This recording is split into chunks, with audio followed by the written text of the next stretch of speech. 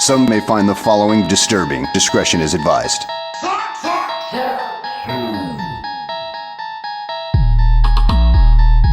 You unlock this sports talk show with the key of knowledge. Beyond it is another dimension.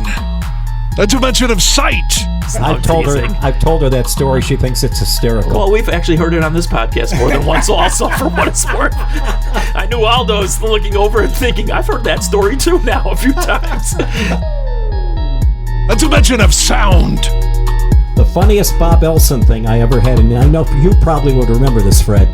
There is a swing and a fly ball down the left field line. Could be fair. Could be foul. Dead silence for about maybe 25 seconds. It is! And I'm thinking, What? It is what? A dimension of mind. There's a lot of priests there that have a great sense of humor because people always say the guy's holding his hands up there and that's how it became known as Touchdown Jesus. We all know that it had nothing to do with anything with regard to that. That's how it became known as Touchdown Jesus. The priests have a sense of humor. There's a joke in there somewhere. I'm not going to touch that one because, you know what? It'll be like the scene out of Caddyshack where that lightning bolt comes out of the sky and hits the preacher on the golf course. I ain't touching that one. You're entering a land of both debate and accord. A battle of wits. You've just crossed over into the Grobstein and Schuster Zone.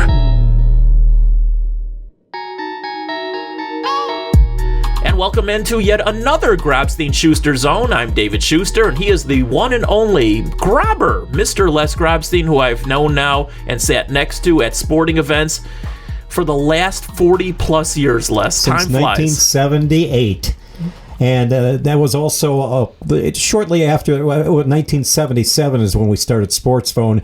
You came aboard shortly thereafter, and you were there for a long, long time. I think I closed the damn place down like I did a lot of bars back in my single days. Anyway, coming up, Les and I will have a reunion with another old Sports Phone teammate of ours, Mr. Fred Huebner. We'll get to him in just a moment. But Les, as we speak, and it changes on a daily basis. Sometimes the White Sox go up, they go down a little bit, but they've been hovering around first place. The Cubs are, I think, as we speak today, with a 3-game lead.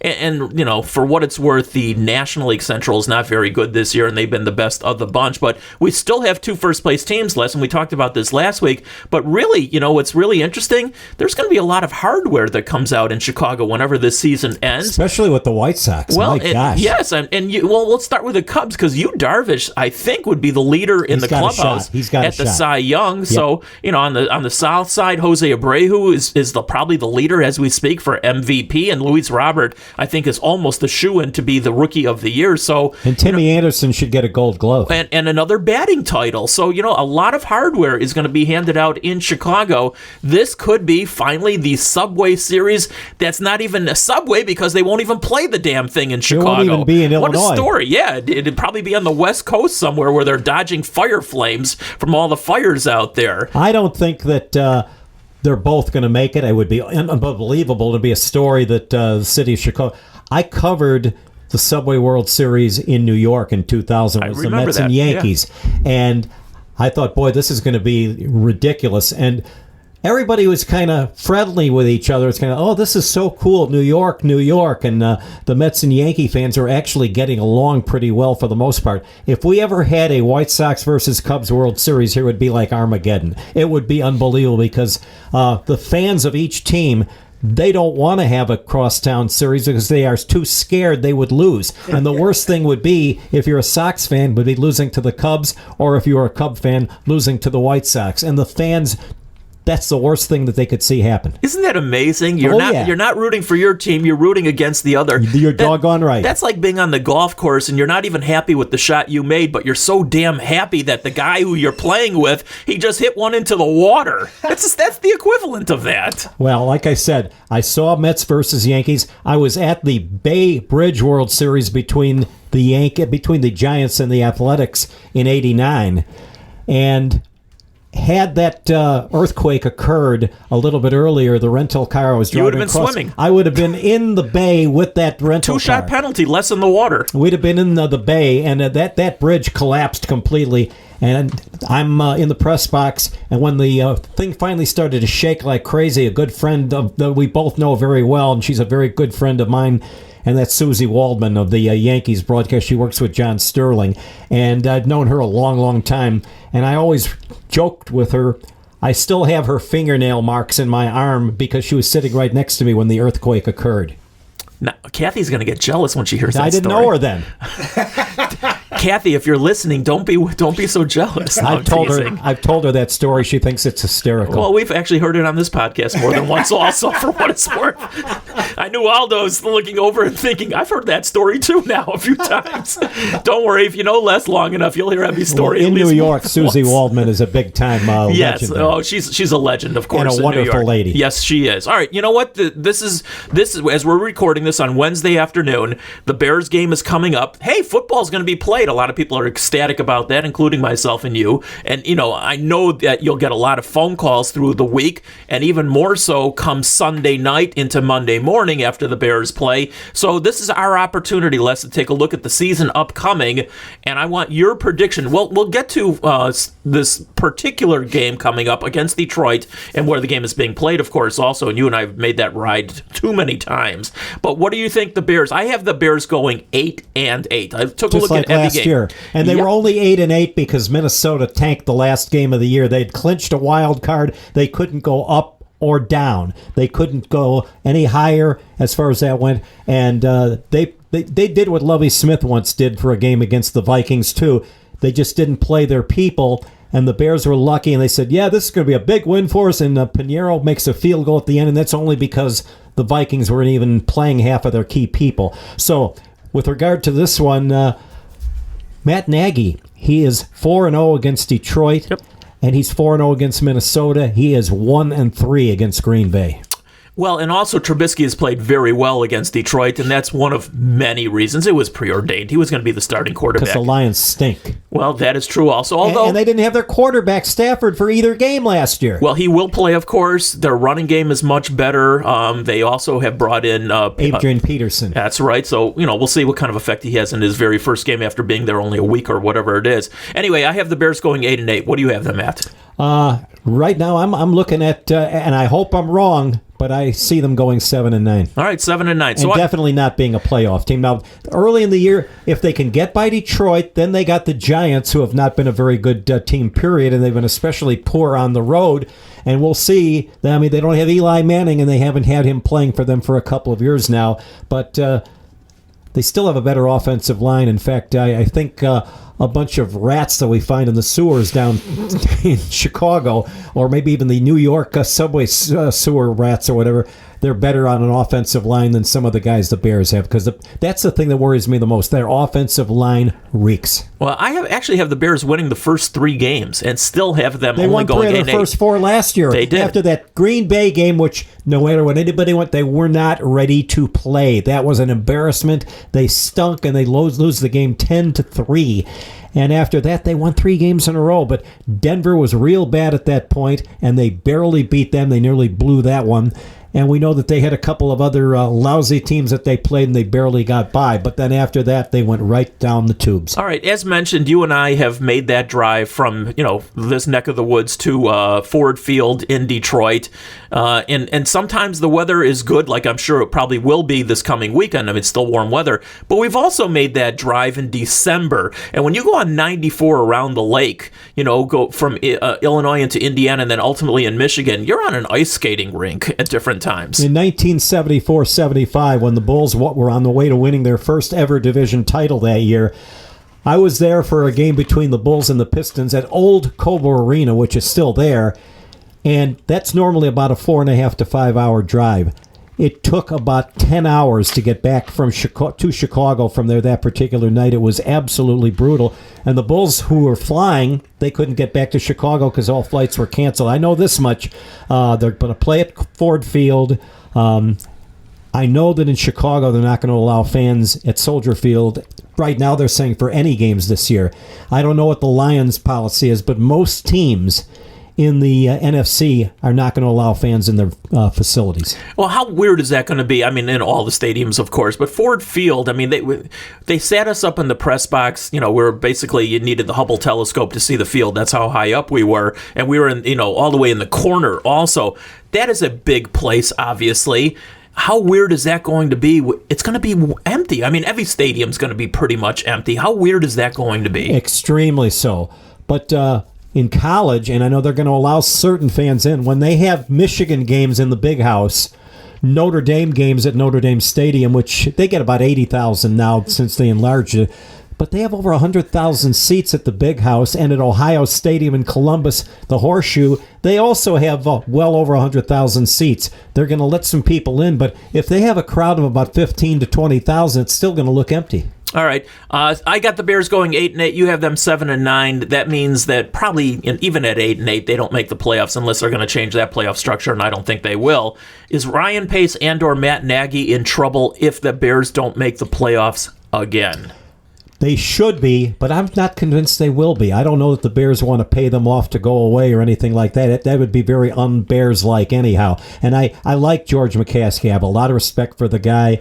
The late Michael McCaskey, I actually got along with him fine. A lot of fans don't like him, and he wasn't one of the more popular guys around. But I do know that people want to see things change from what they've been doing. You have a head coach that does not like to run the football, and they may not have the means to run the football even if he wants to. The offensive line, as we said before, stinks. Montgomery, as we speak here, is not expected to be playing. So what's going to happen now with them trying to run the football? And if they try to become an arena football team where all they're doing is throwing the ball, which is, by the way, all Nagy wants to do anyway, is throw the ball, they can end up losing this game to the Lions. Well, at least they have tight ends to throw the football to, as opposed to like the last year or two. Yeah, Komet is very good. I covered him at Notre Dame. And Jimmy Graham, of course. Jimmy Graham was... he didn't have much of a season last year, but he caught the winning touchdown to beat the Bears when he was with Green Bay last year. I think he scored like 3 touchdowns last year. One was against the Bears. All right, Les, before we go to our break and then we get to Fred Huebner, an old teammate of ours, I was thinking of this as I was coming in here today, of certain players or great athletes, and you and I have talked to almost everybody there has been in sports for the last 40 years, but there's always been a few that have slipped through the crack that either we might have, come into contact with passing by, or we really didn't get to cover them. I'm going to give you my list of players that I would have liked to have dealt with. All right, we're so lucky to have dealt, with Michael Jordan and Ernie Banks and Walter Payton and Bobby Hull and Stan Mikita. So, I mean, we're talking about a who's who list, but there's always names that you didn't get a chance to deal with, and I'm going to give you my list, and I'm wondering if you have any others besides this. I would have loved to have been a reporter dealing with Joe Namath back in the day. I did, and I love the guy. I've talked to him many times. He used to come visit us at WLS and come into the studio when the Bears were getting ready for Super Bowl 41 against the Colts, and we were in Miami Beach. Who shows up? Joe Namath.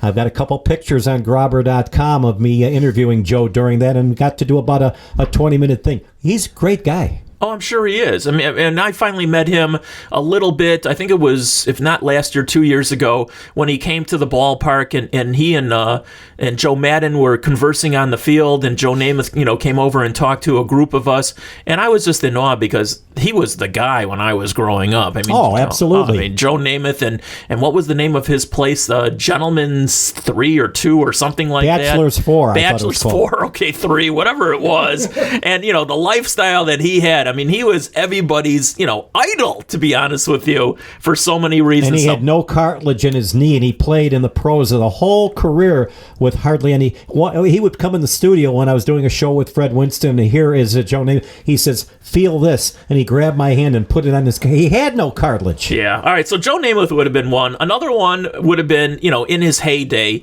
and maybe at the very tail end. I can't even remember if I came across Will Chamberlain, but in his heyday, I would have loved to have been around Will Chamberlain, because who knows, maybe one of those 20,000 women that he supposedly bedded might have fallen through the crack, and I might have gotten a crack at him. So yeah, Will Chamberlain was something else. Wilt was a very intelligent guy, a very friendly guy, but nobody, and I mean nobody, whined about calls that went against. If he had a foul called on him, he would put his hands up, and he was just absolutely going like ballistic out there. And yes, he came close to fouling out in Game 7 of the NBA Finals in '69 when they lost to the Boston Celtics. And that was the game in which Don Nelson threw up a shot that hit the front of the rim, went in the air, and into the bucket. And that basically gave the Celtics an insurmountable lead, and they ended up winning by just a couple.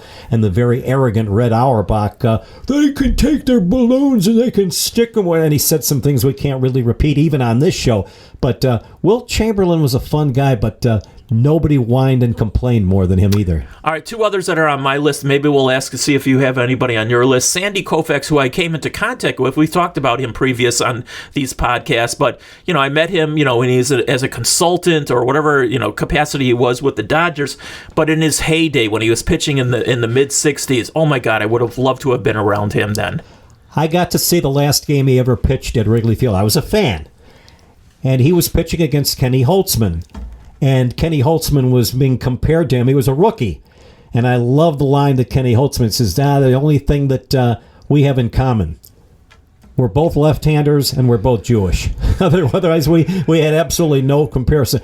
But Holtzman won that game. He took a no-hitter into the ninth inning, and Dick Schofield Sr. hit a ground ball that just basically got into center field. And then they got another base hit a moment or two later. And then eventually the game ended. The Cubs were up by 2. And Junior Gilliam hit a line drive that was caught by Glenn Beckert, and he stepped on second to double him off, and they ended up winning. And I remember DeRocher went out on the field because he had already told him, you're not coming out of the game, it's your game. And he went over and he literally kissed Holtzman on the cheek because they got the win. And that was still DeRocher's first year, too, and it was Holtzman's rookie year. Last one on my list, Pete Maravich, who I was such a fan. I was so gaga watching him. I mean, I've always been a basketball junkie. But watching Pete Maravich, especially when he was in college, with the floppy socks and the Beatle haircut and him scoring 44 points a game or whatever, and there was no three-pointers back in college when he was doing this. I mean, he was a magician, and I fell in love with his basketball game. I talked with Norm Van Leer and Jerry Sloan, rest both of their souls. We just lost Jerry recently, Norm a few years back. And I used to talk about, I said, how did you guys just shut him down? Nobody else could. They beat him up. Basically, Van Leer said basically that and a few other things. He says, if he came anywhere near us, I mean, I was talking to him like a parakeet. I was in his face the whole time. Like, you come over here, and Sloan was just as physical and just as tough on him, and Maravich hated facing the Bulls.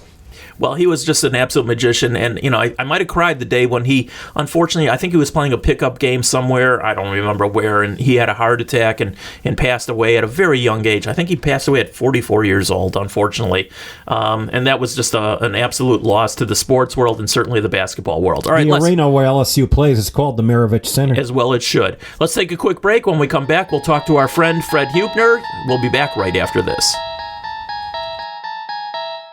Mac is not the man. He's one hell of a football player, I'll take you that. But what always makes great defensive ends is usually, more often than not, Mike, the play of the inside. The inside people. Why? So they can cave in the middle of that line. And why? So the quarterback can't step up.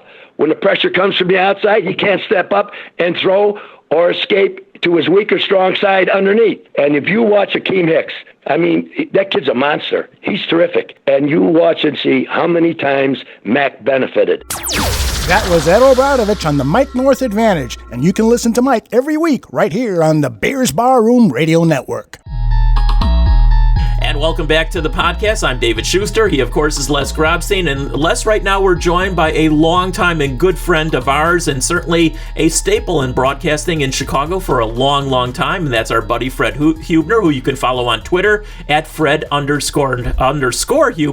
And Fred, thanks for joining us. How you doing? I'm doing great. My pleasure. I didn't know what an underscore was until someone else took Freddie Huebner on the Twitter. Some guy collects McDonald's pins, and he's got the same name, so I had to go find something else. But now they call it underscore, whatever the heck it is. Yeah, I didn't know what it is either. It all works. That's why I have a really stupid name on Twitter. No one was dumb enough to have it before I got it, so I guess I was okay. And anyway, Fred and Les and I have known each other for a long, long time. We go back to the original days of Sports Phone, and we had George Hoffman on a short while back a couple of weeks ago, and I asked him what his first memory of meeting both of us, and of course I knew George back in Carbondale at SIU.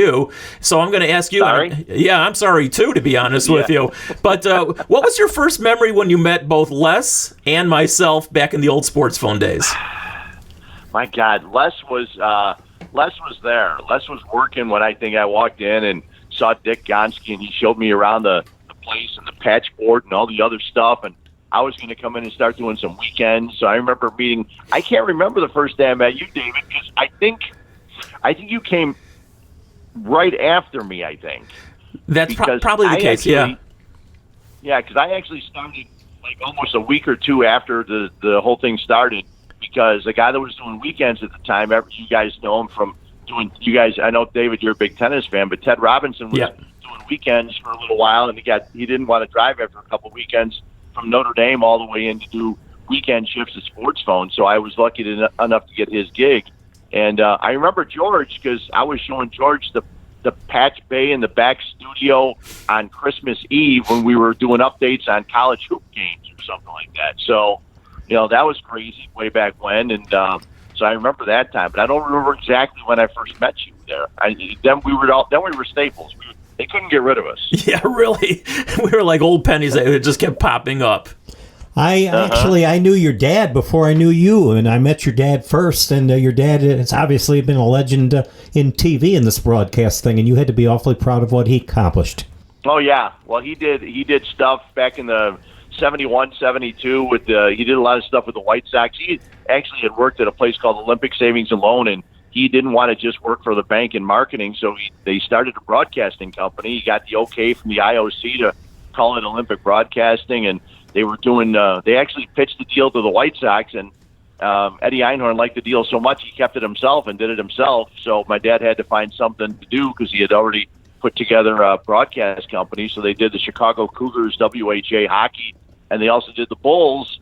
And that's where, one day I'm sitting at home. I was a freshman or sophomore in high school, and my dad gives me a box of cassettes. He goes, "Here, listen to these things and pick out some good announcers." So, I helped them pick out Andy Musser, who had also gone on then and did a lot of Philadelphia 76ers games, but he did Bulls games back in those days on Channel 44. And then Dick Gonski, who was the guy that was the GM at Sports Phone, he was the color commentator. And then my dad actually had a short-lived, he was the executive producer of the Dick Allen Show in 1972 when, Dick's winning MVPs, and the show was great as long as Dick showed up. And then he stopped showing up, so it made it kind of difficult to continue with the show. Well, there were a lot of things that went on back then. Now, the funny thing, you mentioned the Cougars. The Cougars and the Bulls, the cheerleaders, it was the same people were being run, and they were the forerunners of the Lovables. They were called the Olympic Bullets and the Olympic Cougar Kittens. And what was really cool was back in the day, a long, long time ago, I dated one girl who was a big star with both the Cougar Kittens and also the Olympic Bullets, and so that really takes us back. Yeah, and you know what? You're right. They were before the the Lovables and all that stuff, and they would go out and do a little routine, and they would be sitting there courtside, and they were more about looking good as opposed to doing routine. It was nice promotion for the bank, and they were always there at all the functions and dinners and things like that. David, back in the day, you'd be able to pay an athlete like a couple $100 and they'd come out and be at a dinner or something. Yeah. Now try to do any of that nowadays. Olympic would have these White Sox dinners, and you would have, like 4 or 5 players, a coach or two, and, they would give them a couple $100 a night, and you can't, you'd be lucky to get the bullpen catcher for a couple $100 a night nowadays. Yeah, actually, I do remember my father used to set up some stuff for the religious place that we were going to, and we had Dizzy Trout one time. Dizzy Trout being Steve Trout's father, and I think my father, had to fork out and break the bank at about $150, to get him to come out there. And actually, I didn't know who the hell Dizzy Trout was. I was pretty young at that point, but I knew he was a name. And back in the day, that's all it took to get these guys out there. Now they would laugh their asses off. You would throw a number at them like that. Back in 1969, this was before Crass and anything else in Sports Phone. I was hosting a softball doubleheader at Thillen Stadium. We got Ernie Banks and Fergie Jenkins. You know how much we had to pay to get both of them to come out for that?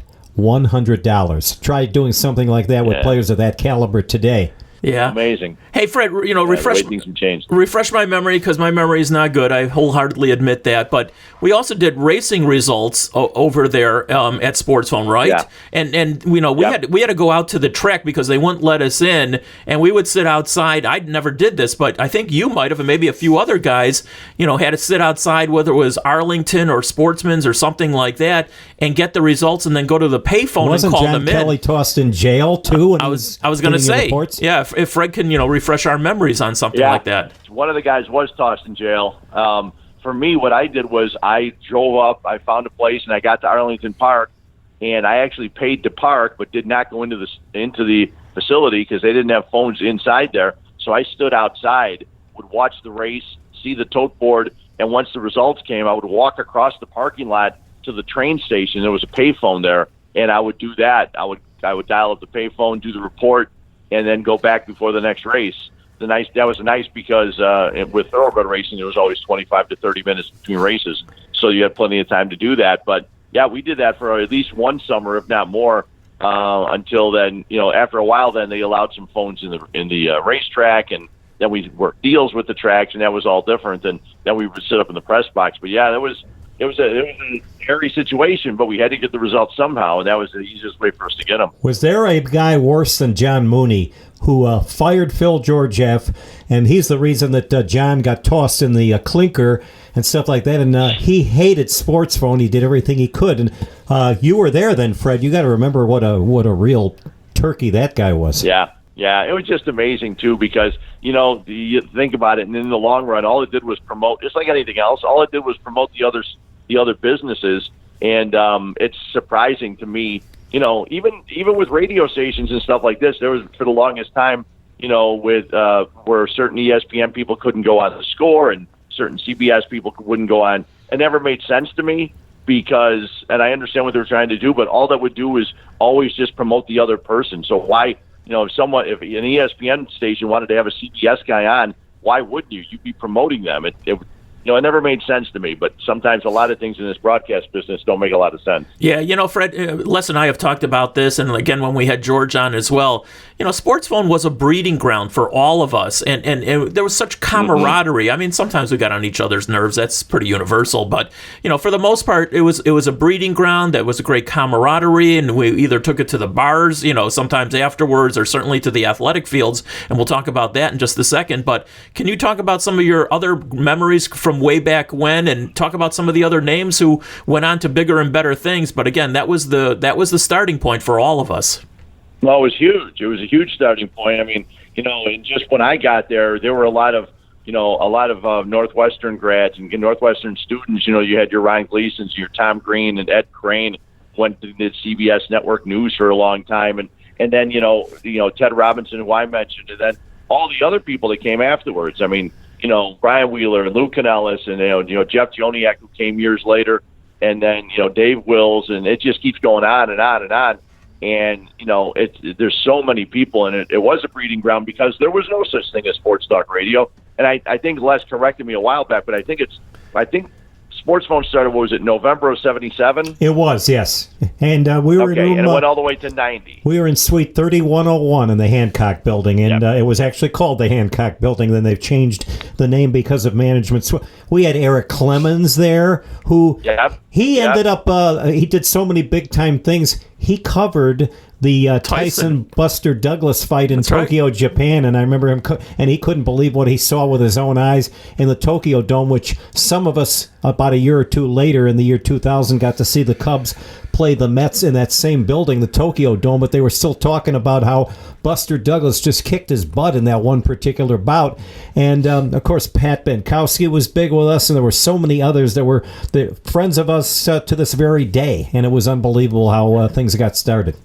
Well, if I wasn't so lazy for the last 4 or 5, 6 years, I thought, everybody's putting a book out nowadays, and I thought a great book would be just chapter of each of the Sports Phone guys talking about their experiences. And nowadays it would probably just be, you could probably just make it a podcast series, but heck, you could have Walter Burchon, who came from New York and was the GM here then, and the best athlete, that we had there.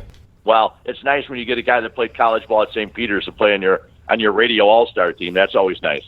All right, let's graduate to the good old Chicago Radio All-Stars, or CRAS for short. And we have to give Les some kudos because he was the one who basically put the whole thing. He was the architect together. And we played, oh my gosh, we played so many games. We played the Joliet funeral directors, or Will County funeral directors. We played the Cubs and the White Sox. We played out at Maywood and at Sportsman's, and we played Balmoral. And we played at Balmoral. I think I sprained my ankle in the infield there. We played out in Harvey for softball. We played at Gemini Gemini Junior High School for basketball. You know, so we had good times, and I'm wondering if you can recite a few memories from all those games. Well, I mean, the one, and I'll leave some of the names out just so I don't, insult anybody, but they are all or get sued. Media, so you guys can figure it out. One of my favorite memories of all time, we were playing softball, and there was a double play combination of a broadcaster from an all news station, and then also another broadcaster who may or may not do Bulls play by play. And there was a ground ball up the middle, and one of them flipped it to the other guy, and the other guy went to turn the double play, and he threw the ball, and it went about on his turn. The ball it landed about 3 feet in front of him and bounced on the ground. And Walter Birch, the aforementioned, he turns to me as we're sitting on the bench, and he just said one thing. He goes, "That guy's got a gun," and we couldn't stop laughing for 3 innings. The problem was the guy that made the throw knew we were laughing at him. I felt bad about that for years later, but sometimes when you start playing athletics, funny, weird things happen. And that was one of them. And that was one of the weirdest things, and Les probably wouldn't remember this, but when I was a kid growing up and I was in high school, I would always be like when the last guy cut. Last guy cut your sophomore year. Last guy just cut like me. Year. Just but like me. I always had my A2000. And I'm playing third base at Crass. One day I left my glove at one of the places where we played along the lakefront. And I was like, oh my God! It was like I lost. Your I can't best even friend? imagine. It was like the worst thing that ever happened. I was like, so upset. And Les goes either Les picked it up or something, or he found it and put it in the bag for the next time we were going. And it was like the nicest thing in the world that I still have my glove, and I still have it. It's in my garage with a ball tied into it. And but there were so many great memories. And like you said, at Gemini Junior High, we played basketball. We'd go there like on a yearly basis. We played those guys every year, so we get to know them pretty well. And there were some rough games. I mean, it wasn't just going out there and having fun. We all played to win, and that was nice. We never lost to Gemini, by the way, and I lived a half a block away from that school, and so we had a lot of fun with those people. Couple games that we'll never forget. We played a doubleheader against the Bears at Thillins with that short fence, and we were told by the Bears that we'd be able to use restricted flight 12-inch softballs. The umpire, he was on a mission. He said, you can't use, I was pitching, and he took a look at the ball. He says, you can't use this, and he threw it out. He might have tossed it in the river for all we know, and he threw in a regular lively core ball. And you had guys like Kurt Becker and Keith Van Horn and people like that. They could bunt the ball into the river where we got our rear ends kicked. Well, and David, you played center field at Dillon's. I never quite understood why at Dillon's there was a lamppost in the middle of center field. Just to annoy everybody, including myself. I think so. Actually, I think leaned on it. Whether it was center field or right field, I don't remember. I thought I was playing right field that day, but I just remember they hit so many balls over the fence that I just got tired of climbing that damn fence to go after the ball. And finally, after the last one, I said, F it. Just throw a new ball into the game. I'm not going over that fence anymore. Yeah, no, it's great. Well, we had so much fun because it capped off the day because people think of sports phone and they know scores, but heck, every day we do the quickie quiz and basically it was just doing sports updates in 59 seconds. And I wish I had more of those tapes because it was a breeding ground. It was great, and all the people packed just about all the people that had been there. I'm still friends with and love reconnecting, and that's one of the things that social media is actually good for, is reconnecting with some of these people on Facebook and Twitter. You know who I think may have a lot of tapes, and he always did have them, is Bill Corbell. He had like a library of really, really cool stuff there.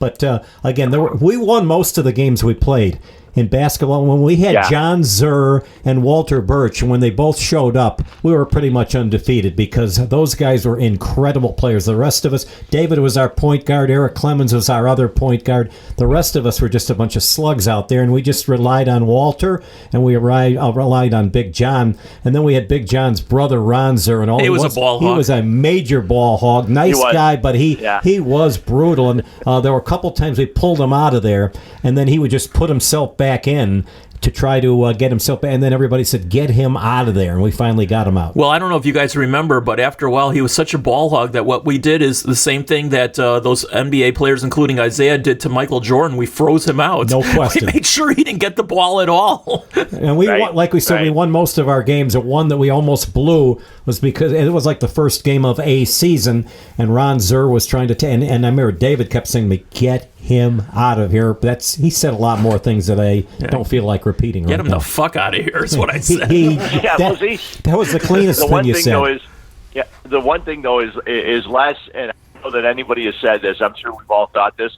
But you did such a great job organizing all this stuff for us, and we had uniforms all the time. We always looked good. We had deals. There was one year we had shoes. I don't know if you remember we had a shoe deal. I don't know if you did this last, but it was through Glenmark Steaks, and they also we had home and road uniforms. When we played on the road, we had green, and when we played at home, we had white. And then at one time we played a doubleheader, and we switched uniforms at halftime or between games, and but people in the stands are going, "Whoa, what is this?" Hey, Fred, did you come with us when we flew to Kansas City for the series? And Braniff Airlines flew us out there, and it rained for 3 days, and we never played. Yeah, no, I didn't. I wish I would have. I could just imagine the fun you guys had. Just like any professional team when you're on the road and their game gets rained out. What else do you do? Yeah, TK and Kaz, when we were drunk as skunks for 72 hours. Oh, sure. I used to love when Kaz, who was a good player and he could hit the ball hard, but when he'd hit a high pop-up, he'd take the bat and start slamming. God damn! And he probably cracked about 3 baseball bats doing that, because when he did pop it up, he had a vicious temper. Yeah, it was just... We had so much fun. I mean, hell, there were times we played 3-4 games a week, and it was crazy. We were playing all the time, and it was fun. It was a great way for us to stay in shape and then go on out and have a few beers afterwards. Yeah, stay in shape and then go drink and get out of shape real quickly is exactly what happened. Well, we were trying to say that beer was good for you. So I'm still trying to do that nowadays. Anyway, Fred, of course, has been on the radio along with Les and myself. And it's like wrestling. I always say you just go from one federation to the other, whether you're at the Score or at 1,000, and that's exactly what you've done over the years. What are some of the great memories that you've had, being on air in Chicago over all these years, Fred?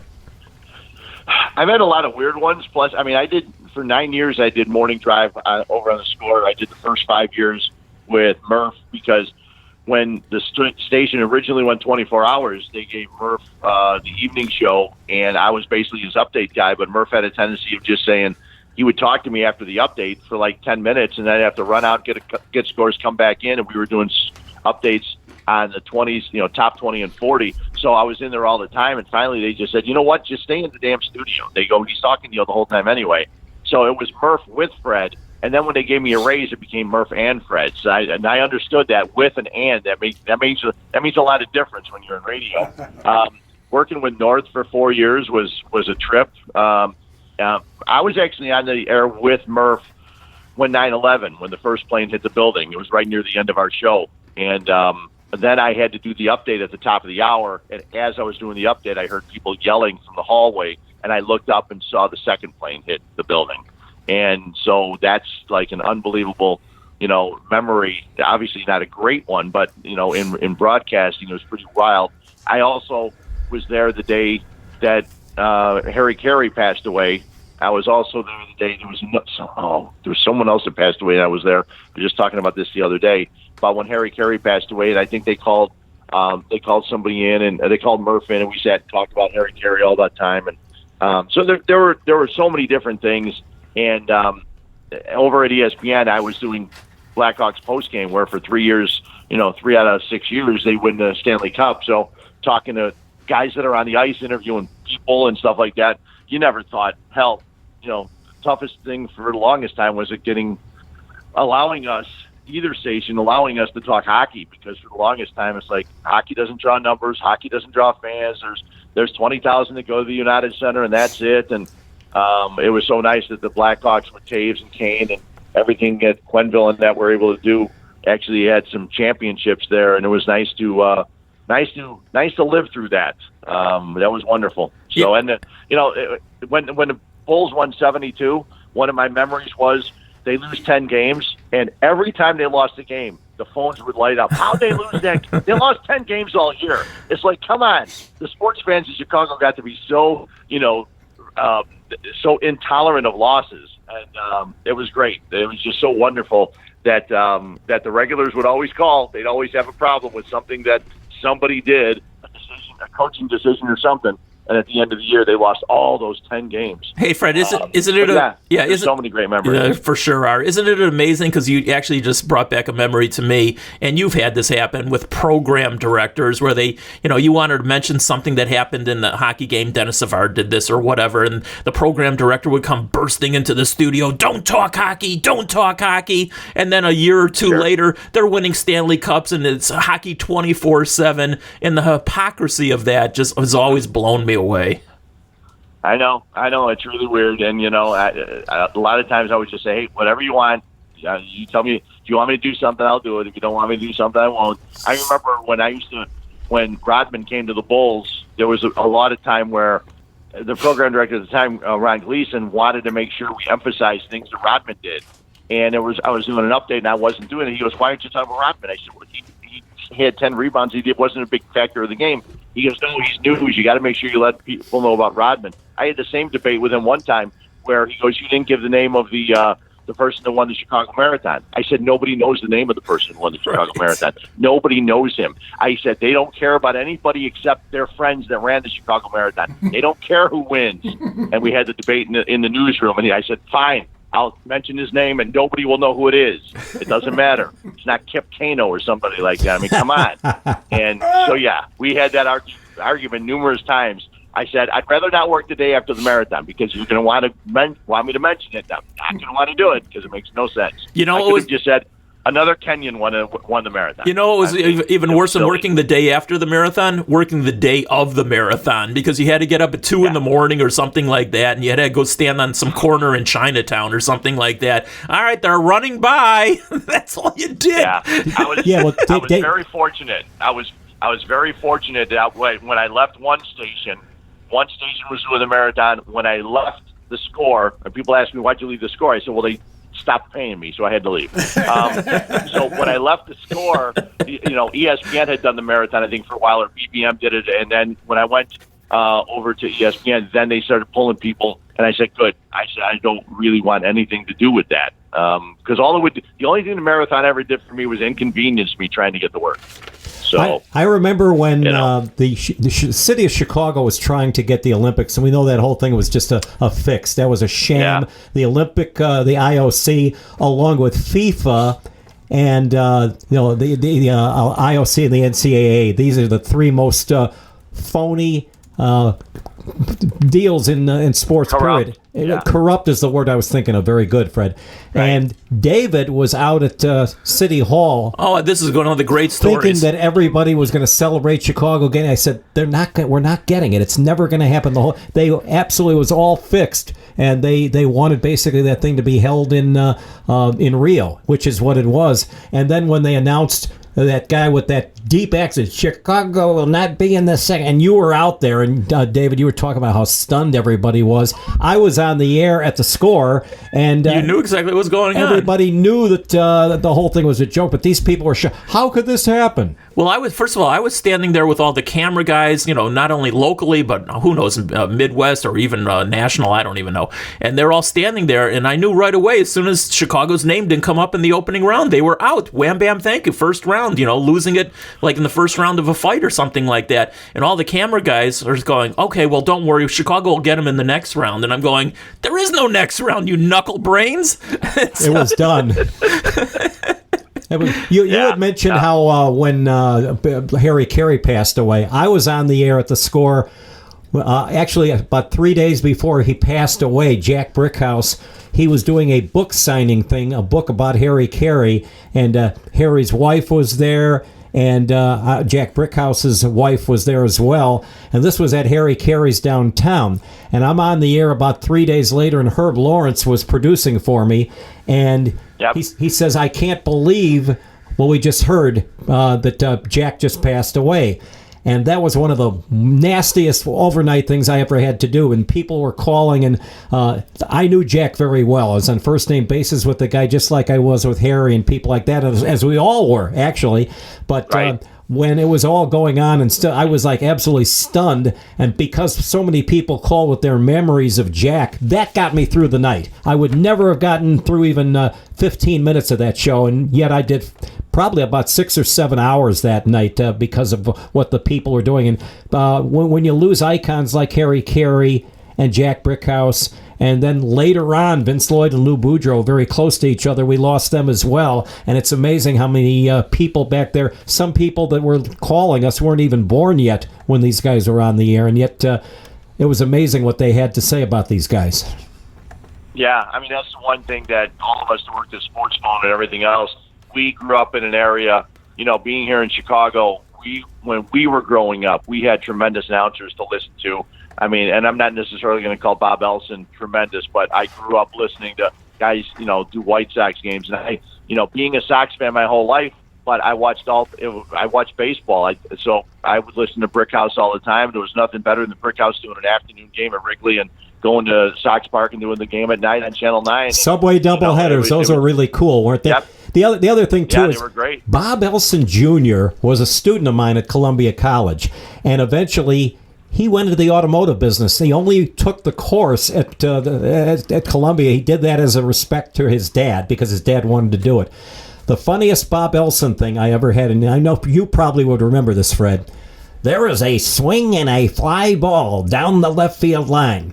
Could be fair. Could be foul. Dead silence for about maybe 25 seconds. It is! And I'm thinking, What? It is what?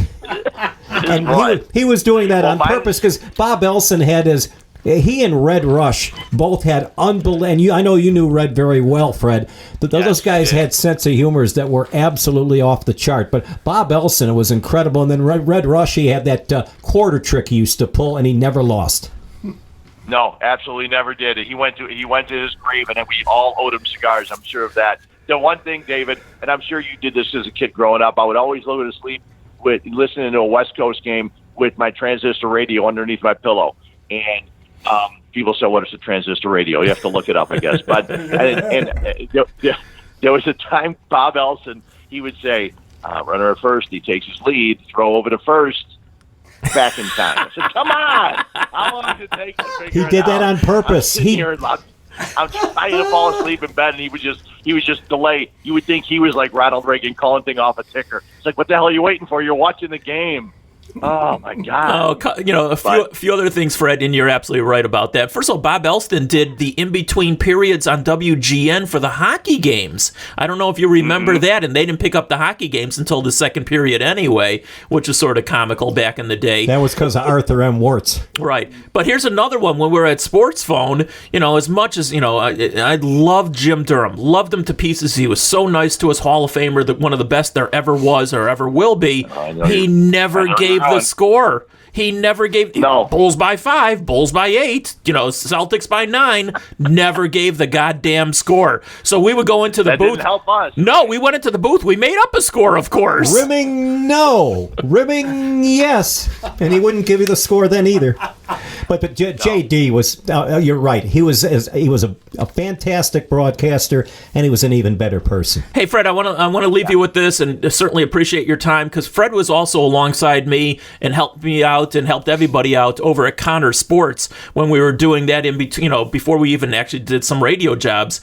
And do you remember that was a trip? Yeah, that was, and we had fun. We had all the different racetracks, and we had all the satellites, and we could watch anything, including porn from around the world. But that's another story. Yes, we could. We did. But anyway, do you certainly remember who came in to watch his horse run in certain races down in Florida, don't you? Yep, Ron Majors, man. Ron Majors was such a great guy, and he would have a horse going in the third race in Florida, and all of a sudden, after the second race, there'd be a buzz in the door, or he would just come walking in, and we'd have it all set up for it so he could sit and watch his horse run, and that was awesome. It was so much fun, and every morning we'd get there, and either you or me or whoever was there first, we'd walk in and start flipping TVs on and setting up satellites and all that stuff, and nobody can imagine some of the stuff that we did both, at Sports Phone with the three of us and then at Connor Communications and everything else. It's amazing some of the stuff we did. And, that all stopped with, the cell phones and pagers and all the other stuff as it slowly but surely went around. But yeah, it's just, it's absolutely amazing. And I tell people this, and they just look at me like the 30-somethings. I tell them, and they go, they can't believe it. They just can't even comprehend all the stuff we had to do to get a score when all they have to do is look at their phone and hit a button, and they can get anything they need. It's such a different world now. Maybe we should write that book, Fred. But I would need you to help write it because my brain cells are all burnt out. So, well, the more beer I drink, the less brain cells I have. But we definitely need less. We need less for all of the intricacies because he's got a better memory than all of us. A lot of people are begging me to write a book, and it's getting closer, but there's a lot of things I want to write. And as long as I'm working at the Score or any other station for that matter, I can't write the book because there'd be too many things. I'd be long gone the second that would hit the newsstands or anything like that. But once I decide that I'm long gone, I'm never going to do it again. I could write something that would be unbelievable. Yeah. You guys know doggone well what I'm talking about. And that book will come with crayons. And that book will come with crayons. Why not? Color by numbers. Right. Hey, Fred, we really appreciate it. This has been fun. This has been a walk down memory lane. This has been a lot of fun. Yeah, no doubt. It's been great. And always nice talking to you guys. We'll talk to you soon. All right, thanks. Talk to you soon, Fred. Thank you. All right, and we'll be back right after this. Doug Buffone. This defense sucks. This is moronic. John Buffone. If your best run plays are coming off end arounds, there's a problem. Doug was behind the microphone first. He never held back. Very difficult to score when your offense is on the bench. When your defense is out there giving up 70, 80, 70, 64-yard drives. Now, it's his nephew, John, and there's no holding this Buffone back either. An offensive-minded coach that's running an offense that got 9.5 yards. A beaten-up defense that isn't necessarily performing in key situations. And a quarterback that was expected to take a big step forward looks like an unsalvageable wreck. I've had it. I have had it. I want somebody to get kicked in the ass. How many games can you rattle off that involve the team running the ball 7 times and they win? I can't think of any. I don't mind you getting beat. I got my ass whipped many times. But I tell you, I took somebody down with me. Because Bears fans wanted to believe in the worst way that Chicago had a stable, competitive franchise. And this is what we got. It's Buffone 55, the John Buffone Show. Buffone 55, the John Buffone Show, every week right here on the Bears Barroom Radio Network.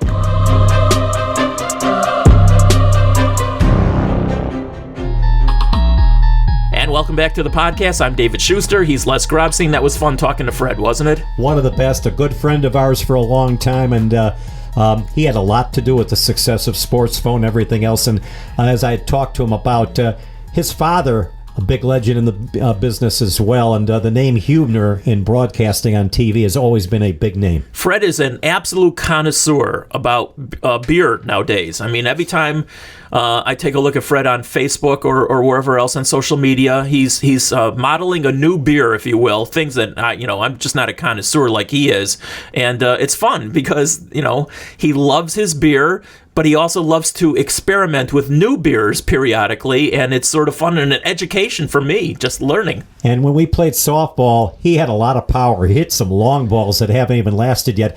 The funny thing about it is, if you had a race between Fred and me, I think we both would still be running. Fred was probably a little faster than me because I was pretty slow. But Fred was not in there for his speed. He was in there because, one, he had good hands, and he could hit the ball a long way. He was our Greg Luzinski, and he did. No question. He led the team in home runs and RBIs of not one season, maybe many seasons, to be honest with you. So, again, we appreciate Fred joining us here on the podcast. All right, Les, it's that time again for Stump the Grobber. You're about to witness the work of an eidetic.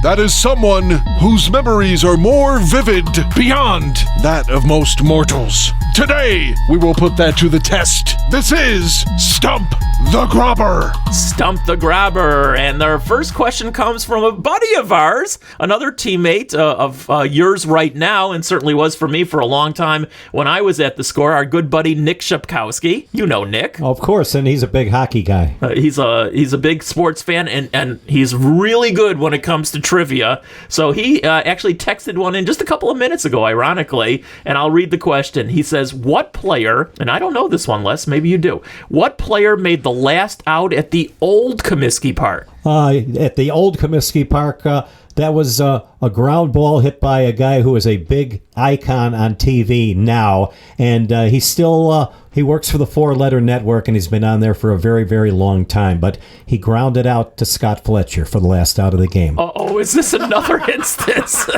Aldo and I are laughing because you know the answer, but you don't know the name. It's gone in one ear and out the other, but I know this much. And I've reminded him many times, you made the last out at Old Comiskey. Wasn't Roper, was it? It wasn't John Roper. Aldo, I'm going to have to give a shirt to Nick here. give Nick the shirt. I mean, he's a buddy of all of ours anyway. Oh, and what's the answer, Aldo? It is Harold McReynolds. Not McReynolds. Harold Reynolds. Harold Reynolds, yes. My bad. He's not still at ESPN. Didn't he get kicked out of ESPN? Yeah, he's at MLB. He's at he MLB? Might be on the MLB network, but he was at the Four Letter Network. And okay. Harold's a really, really nice guy, too. And I love his work. I got to text Nick. As soon as we get done with this one, he's going to laugh. This will be on the air, I can promise you. All right, so Nick gets a shirt. But you're right. It was Harold Reynolds, obviously. Hey, Nick, appreciate you sending that one in, buddy. And make sure you listen to the podcast on top of everything else. Rounded out to Scotty Fletcher, who should have been playing that wasn't the playoff question. game. He should have been playing in that playoff game instead of Jerry Dubzinski. They might have won the pennant that year. Oh, yeah, at 83, of course. Yeah, Yep. yeah. Well, because Dubzinski made that running error, my wedding went off without a hitch If because Lamar there was no Game Hoyt 5. would have pitched the next day, they would have been favored to beat the Orioles. Yeah, my wedding went off, and maybe my wedding shouldn't have gone off for what it's worth. All right, I think Aldo's got two other questions. Come on, we'll you get to got them two. quick. You got two great kids. That's the best part, of course. All right, I realize when I got this as a DM that this has to be an alias. This is not somebody's real name, but I'm going to say it anyway.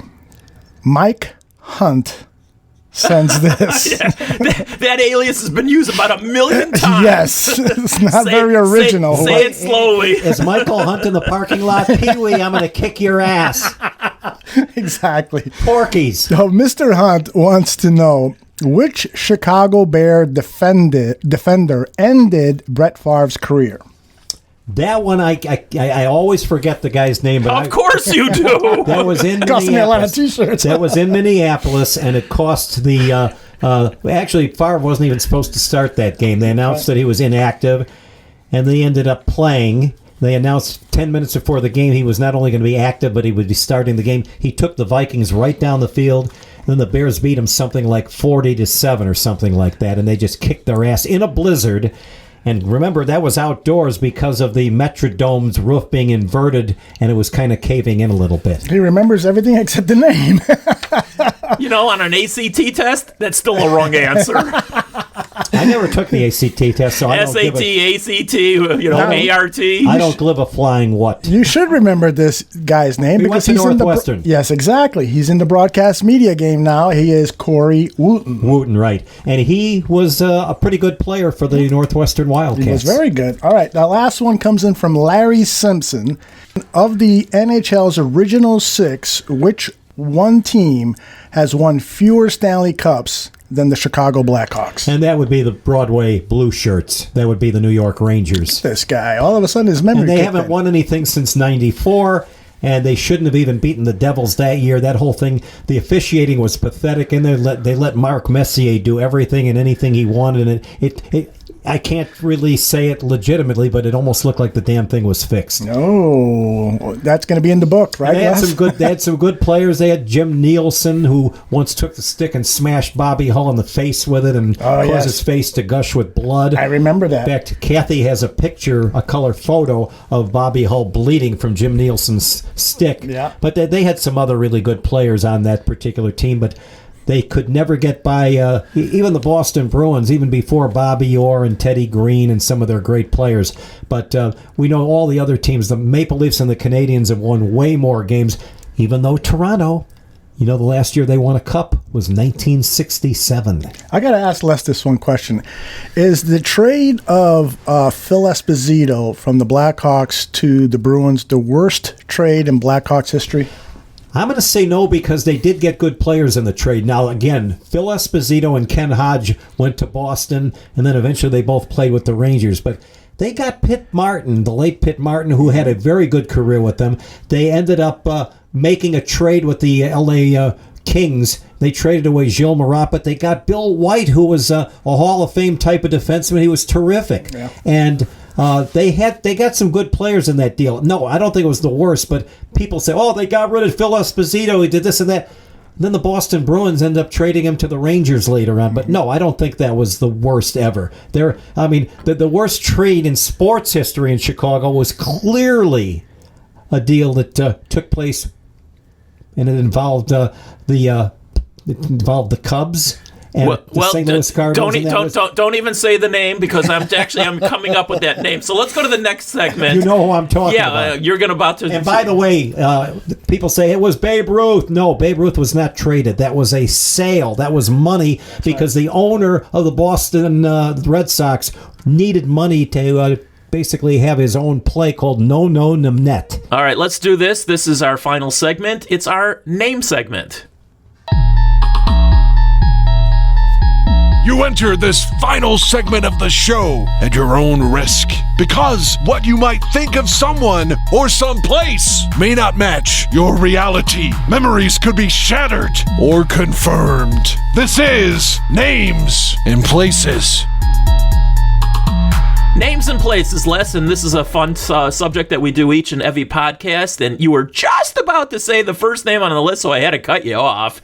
The first name on our list, Lou Brock. The Cubs got him and Kenny Hubbs. They both made their debut the same day, late in 1961. In 62, Hubbs, not Brock, became the National League Rookie of the Year. In 61, the Rookie of the Year, though, was a Cub. It was a guy named Billy Williams.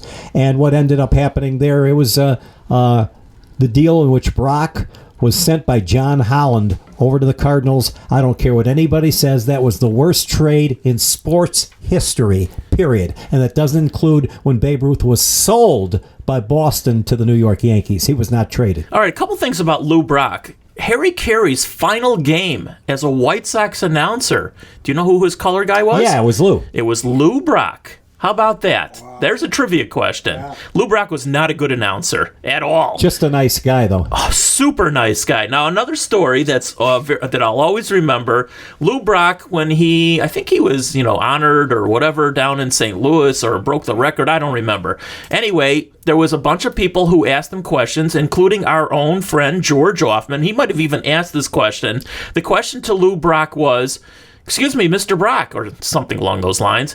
"Is there a question that you've never been asked that you'd like to, be asked right now?" And Brock's answer was, "I've already been asked that question." That's good. Which is just one of the funniest stories of all time. And I think actually George might have asked that question. I think he did.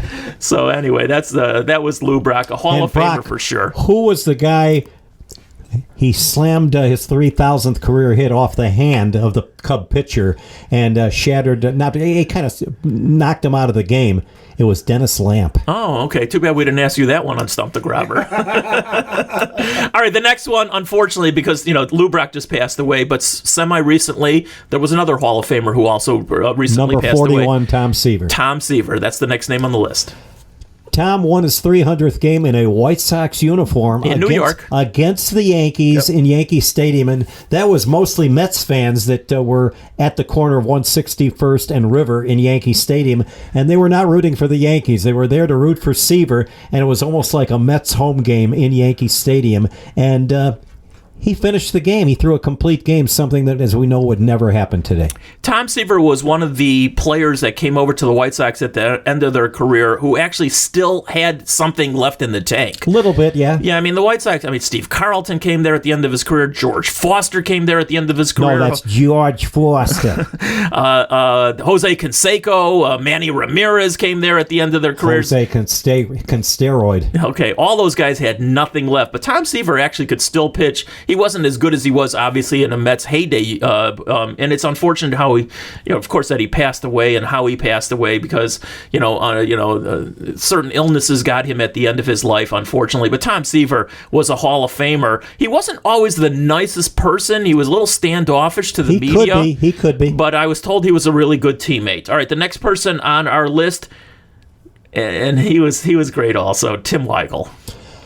Tim was he was great. In fact, he was with us when we were in London, England in 1986 when the Bears were there to play the Dallas Cowboys in the American Bowl, and Tim played on our media team. We had the Chicago media play a softball game in Hyde Park there, historic Hyde Park, against the Dallas media.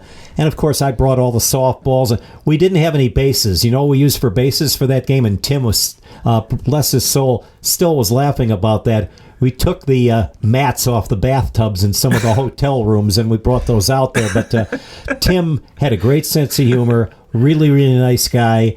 You didn't want to get him mad at you. Luckily, I never did. I always got along great with Timmy. And his son, Rafer, we all know pretty well today, a really good guy also. Tim, this is early in my career, of course. Tim Weigel, I'll always remember as being so magnanimous.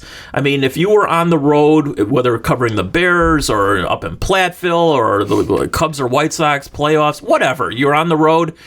If you went out and Tim Weigel was part of, the entourage, he always picked up the check. Yeah, always. He did. Yeah, he did. He just, didn't make a difference. And so he was so magnanimous. Of course, he would wear some of those ugly blazers like Haywood Hale Broon back in the day. And then, of course, he had that famous part of his sportscast periodically, Weigel Wieners. And, it would be these crazy plays, and he would give out a Weigel Wiener. It was so funny. Prior to the Weigel Wiener thing, he had a column in the Chicago Daily News. And, of course, we all know who Jimmy the Greek Snyder was. He did a takeoff, and it was called Timmy the Freak. And it showed him with long hair and everything else. And that didn't last as long as the Weigel Wieners did. Yeah, all right. Then the last name on the list, lesson, periodically I throw out a venue, and you've been to the stadium a lot more than I have, and it's one of the most famous stadiums in all of the country, Notre Dame Football Stadium. Oh, yeah. The first time I was ever at a game there was in 1968. Notre Dame played Northwestern. I was a fan. I wasn't a media person. The next year, those two teams played again. I was a media person there, and they had about 59,000 seats then. Now they got about 85,000, and it's a great venue. And there's a lot of venues that every fan, even if you're not a big Notre Dame fan, you should still see a game at Notre Dame Stadium. You can see the Golden Dome off to the off that one end zone there, and there's so many other great things you could see about that. It's a great venue. When the fans are tailgating before a game in that place, it's something. They're going to play some ACC games there this year, but there's just not going to be that many fans. It's not going to be the same.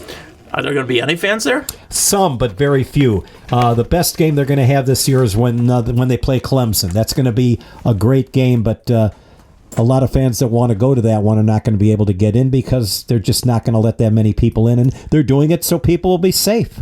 All right, now you've gone to Notre Dame Stadium for a long time, like you said, and you've also gone there a lot of times on a weekly basis or a game-by-game basis. I've only gone there 3 times, but each time it was a big game. I saw them beat, and they won all 3 of these games, by the way.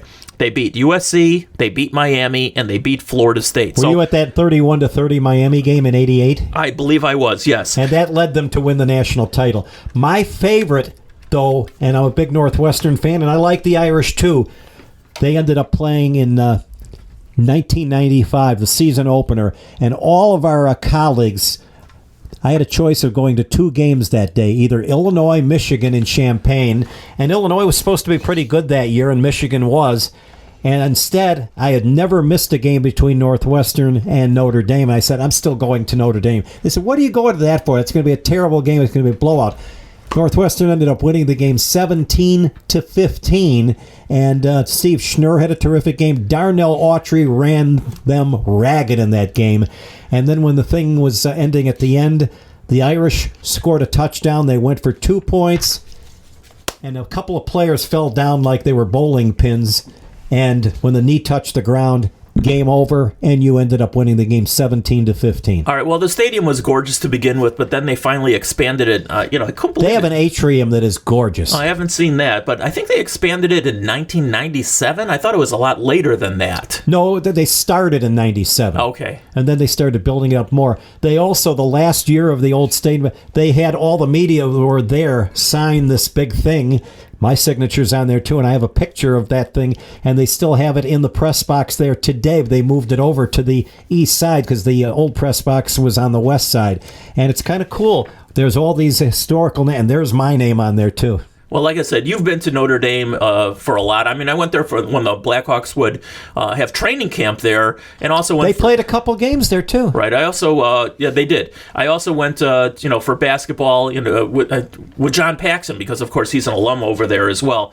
Anyway, the first time I saw the Golden Dome, I was freaked out. I mean, oh my God, I've seen this on TV so many times. Here I am in person. I'm finally seeing it. For me, it was the equivalent of seeing, and I did also the Eiffel Tower in Paris. I mean, it's like I've seen this on TV so many times now, and Touchdown Jesus, of course, as well. So those are just cool things at Notre Dame. And there's a lot of priests there that have a great sense of humor because people always say the guy's holding his hands up there, and that's how it became known as Touchdown Jesus. We all know that it had nothing to do with anything with regard to that. But a couple of the priests says, yeah, we know that they're having, he says, let's just have fun with it.